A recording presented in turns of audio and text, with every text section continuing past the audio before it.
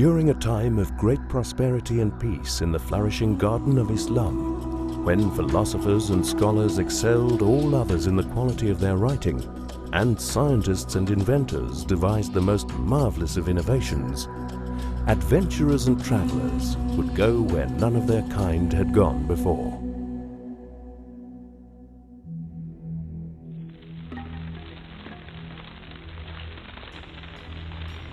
Around the year 1529, Ming Emperor Shizong burnt hundreds of logbooks, the final act in destroying evidence of China's supremacy in naval power.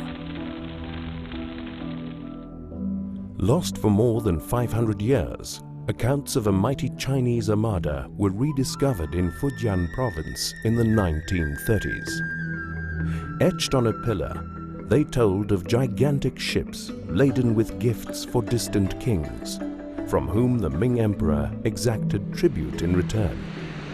Between 1405 and 1433, the treasure fleet set out on 7 voyages into the unknown. At the helm of these vast armadas was a 2-meter-tall warrior navigator, the Muslim admiral of the fleet, Zheng He. By the end of his final voyage, his fleet had covered over 50,000 kilometers, having anchored in the most famous ports of the time. From China to India, from the Arabian Sea to the east coast of Africa, Zheng He led his ships further than anyone before.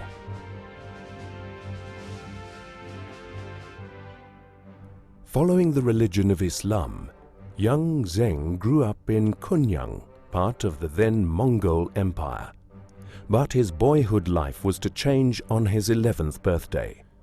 In 1382, when imperial Ming armies conquered Kunyang, Zheng was captured and made a eunuch page of a prince, Zhu Di. As fortune would have it, when Zhu Di seized the Chinese throne, Zheng He became his confidant. First rebuilding the Great Wall, Zhu Di then embarked on a massive shipbuilding program and appointed Zheng He as Admiral of the Western Seas, ordering him to go beyond the horizon. Comprising almost 28,000 men and over 300 ships known as swimming dragons, Zheng He's fleets included massive treasure galleons, which were technological marvels of the age.